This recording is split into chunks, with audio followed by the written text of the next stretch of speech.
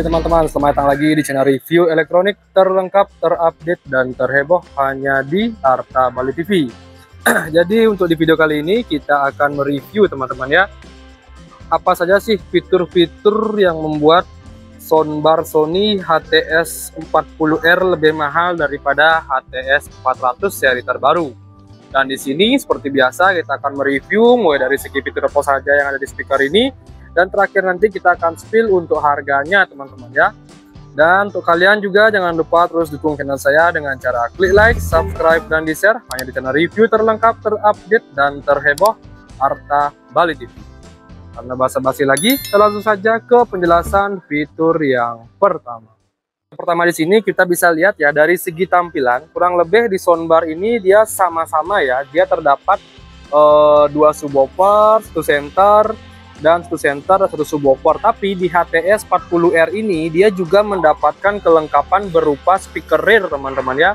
Seperti ini contohnya. Jadi ini speaker rear dari HTS40R dan terdapat receiver juga ya. Jadi kurang lebih kalian mendapatkan dua speaker rear kiri dan kanan ya. Tidak berikut dengan stand-nya ya, tidak dapat stand-nya, dan terdapat receiver seperti ini. Jadi ini fungsinya kalian bisa fungsikan seperti wireless ya. Jadi speaker rear-nya juga sudah wireless. Jadi kalian bisa tempatkan terpisah. Sedangkan di seri HTS 400 ini kalian tidak mendapatkan speaker rear dan receiver. Jadi kalian hanya mendapatkan dua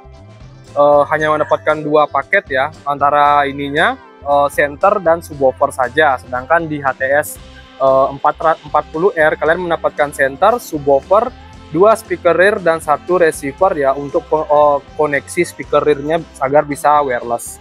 Jadi itu untuk perbedaan yang pertama. Sekarang kita lanjut untuk perbedaan yang kedua. Oke, untuk perbedaan fitur yang kedua, di seri HTS 400 ini pengaturan manualnya berada di bagian senternya teman-teman ya. Kalian bisa lihat ada pengaturannya semua di bagian atas ini dan layarnya berada di bagian sini. Sedangkan di HTS 40R dia pengaturannya tidak berada di bagian senternya ya, melainkan dia berada di bagian subwoofer untuk settingan pengaturannya. Jadi kalian bisa lihat di sini ada power, function, bluetooth, dan gininya ya, apa namanya ini, volumenya, dan layarnya berada di bagian sini. Jadi dia akan menyala seperti ini. Nah di sini ya layarnya. Beda dengan HTS 400 yang berada di bagian senternya untuk settingannya. Jadi dia akan muncul hanya seperti ini ya, tulisannya di bagian center. Jadi bukan di bagian subwoofer untuk settingan manualnya. Oke, itu dia untuk perbedaan fitur yang kedua. Sekarang kita lanjut untuk perbedaan fitur yang ketiga. Untuk perbedaan fitur yang ketiga, di sini kita bisa lihat ya, di bagian kiri saya ini adalah remote soundbar dari HTS 40R, sedangkan yang ini remote soundbar dari HTS 400. Jadi kalian bisa bedakan sendiri ya. Ini seri soundbar yang lebih mahal, HTS 10R, sedangkan ini untuk HTS 400. Jadi untuk settingannya lebih sedikit di HTS 400 ya. Di HTS 10R ini kalian mendapatkan settingan sound field ya, baik itu input, power, ada auto sound, ada standar, cinema, music, dan voice naik. Sedangkan di seri HTS 400 ini dia dipersingkat ya menggunakan sound field. Jadi nanti dia akan munculnya langsung di layar senternya ya. Kalian bisa lihat di sini. Sound field ya. Di sini juga tidak terdapat ya settingan sound field. Dia dibuat manual seperti ini, makanya seolah-olah dia lebih banyak untuk settingannya.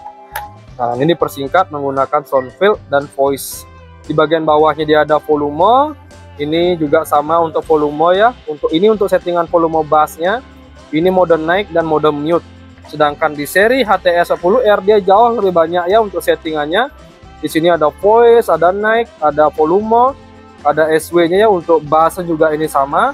Ada mute, ada dimmer, menu, enter, dan masih banyak lagi naik turun dan back ya. Jadi lumayan banyak, makanya perbedaan remote-nya lumayan banget. Jadi lebih panjang di seri HTS 10R remote-nya, perbandingannya seperti itu. Oke, itu dari segi remote. Sekarang kita langsung ke fitur utamanya yang mulai dari segi power, kelengkapan apa saja yang ada di masing-masing soundbar ini. Sip, kita lanjut. Yang pertama di sini kita sudah dijelaskan ya di bagian toppernya. Di sini dengan tipe HTS 400 dia dilengkapi dengan 2.1 soundbar with powerful wireless subwoofer. Jadi untuk soundbar HTS 400 ini dia juga sudah menggunakan wireless subwoofer. Jadi kalian bisa menempatkan jauh ya untuk subwoofer, tidak harus menggunakan kabel koneksi ke senternya. Di sini juga kalian bisa lihat dia juga dapat lisensi S-Force Pro ya, front surround. Jadi untuk surroundnya hanya ke depan teman-teman ya, dengan power speakernya ini bukan listrik namanya, untuk power speakernya mencapai 330 watt serta mendapatkan lisensi Dolby Digital. Serta untuk kelengkapan portnya di sini dia mendapatkan Bluetooth untuk USB playback dan HDMI. Oke, ini untuk HTS 400. Sekarang kita lanjut untuk HTS 40R. Nah, HTS 40R jelas dia lebih unggul teman-teman ya. Kita bisa lihat di sini dengan tipe HTS 40R dengan Home Cinema Soundbar System with wireless rear speaker. Rear speaker tuh yang kiri kanan teman-teman ya, yang plus dapat yang dua kecil-kecil. Jadi ini dia untuk kelengkapannya, ini subwoofer, ini speaker rear, ini receivernya, dan ini senternya. Dan speaker ini sudah 5.1 ya, 5.1 channel real surround sound. Berbeda dengan HTS 400 yang masih 2.1 ya, dia hanya front surround saja. Kalau ini sudah menggunakan real surround sound, jadi suaranya udah bisa keliling teman-teman ya. Dan untuk powernya sendiri dia lebih besar ya, mencapai 600 watt dibanding seri HTS 400 juga yang masih 330 watt. Lisensinya pun juga sama, sudah menggunakan Dolby Digital, dilengkapi dengan Bluetooth, USB playback, dan HDMI. Oke, itu untuk fiturnya, dan kalian bisa lihat untuk tampilan senternya sangat berbeda ya dengan seri HTS 400. Ini ada 3 celah di bagian sininya, dan untuk HTS 400-nya dia tidak ada, mulus semua dari pojok ke pojok. Nah, oke. Dan saya rasa di HTS 40R dia jauh lebih ramping ya untuk speaker rear-nya dibanding seri HTS 400. Kalian bisa lihat. Oke, itu untuk bagian soundbar dan fitur-fiturnya. Sekarang kita coba cek ya untuk portnya ya, apa saja sih kelengkapan dari masing-masing soundbar ini. Sip, kita lanjut. Sekarang kita review dari portnya. Di HTS 400, portnya itu full berada di bagian senternya teman-teman ya. Kita bisa lihat di sini. Dan terdapat juga mounting bracket ya, jadi kalian bisa gantung di tembok juga untuk senternya. Yang pertama di sini portnya itu ya ada HDMI, ARC, ada optical, ada USB di bagian tengah, dan di sini kabel power. Dan sekarang kita juga langsung ke seri 40R ya. Di seri 40R, HTS 40R dia untuk portnya berada di bagian belakang dari subwoofernya. Jadi kita langsung saja nih cek ya. Nah, oke. Jadi untuk kelengkapan portnya berada di bagian subwoofer. Yang pertama itu ada analog in, ada HDMI out, ada optical ya, atau digital audio out. Serta di sini ada koneksi untuk gininya ya. Apa ini ya? Untuk senternya di subwoofernya ya. Jadi satu dia untuk subwoofer dan senternya. Jadi dia belum wireless sih kayak teman-teman ya, karena masih menggunakan kabel yang merah, hijau, dan putih ini. Jadi subwoofer dan center tidak boleh jauh, sedangkan untuk speaker ini bisa kalian taruh terpisah, kan terdapat receivernya. Dan untuk kabelnya sendiri juga sama, sudah menggunakan plug and play. Oke, jadi itu saja sih untuk review fitur soundbar di seri HTS 400 dan HTS 10R ini.